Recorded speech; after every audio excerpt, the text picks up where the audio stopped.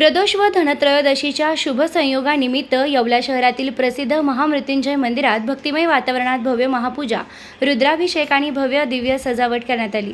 मंदिरात पहाटेपासूनच भक्तांची गर्दी उसळली होती। ओम नमः शिवाय आणि महामृत्युंजय मंत्राच्या अखंड जपानं वातावरण पवित्र झालं। मंदिर समितीनं भक्तांसाठी प्रसाद व महाप्रसादाची उत्तम व्यवस्था केली होती। प्रदोष व धनत्रयोदशीच्या संगमामुळे या दिवशी भगवान शिवाची उपासना केल्याने आरोग्य, आयुष्य वृद्धी व समृद्धी प्राप्त होते असा भक्तांचा विश्वास आहे।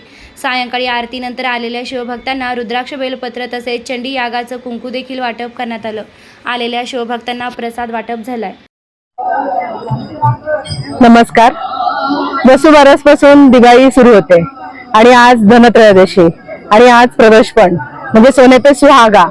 आज इतकं सुंदर वातावरण आहे आणि असं वाटत नाही की स्मशानात आहोत आणि भोलेबाबांच्या चरणी आम्ही इतके सुंदर आम्ही रांगोळी काढली, सजावट केलेली आहे।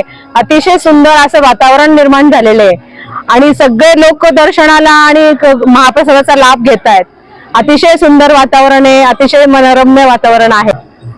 आज प्रदोषमुळे सायंकाळपासूनच 4 वाजल्यापासूनच रुद्राभिषेक आणि अभिषेक करण्यात महादेवाच्या पिंडीला आणि मूर्तीला दोघांना अभिषेक करण्यात आला आणि आज अतिशय सुंदर अशी आकर्षक अशी सजावट आज धनत्रयोदशीमुळे आणखीन आज प्रदोषमुळे अतिशय सुंदर अशी वेगळी सजावट तयार करण्यात आलेली आहे आणि आगळीवेगळी रांगोळी काढण्यात आली अशी सुबक अशी छान, म्हणजे कोणाचंही मन प्रसन्न होईल।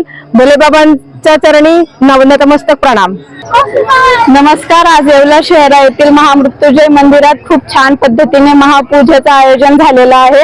खूप छान पद्धतीने असं रुद्राभिषेक करण्यात आलेला आहे। आज आलेल्या सर्व शिवभक्तांना पंचामृतचा अभिषेकही मिळालेला असल्यास त्यांना रुद्राक्ष, बेलपत्र आणि चंडीयाग झालेलं, मागच्या सोमवारी जे चंडीयाग झालेलं त्याचं कुंकूही देण्यात आलेलं आहे। अशा पद्धतीने सगळ्यांची खूप छान पूजा झालेली आहे। धन्यवाद।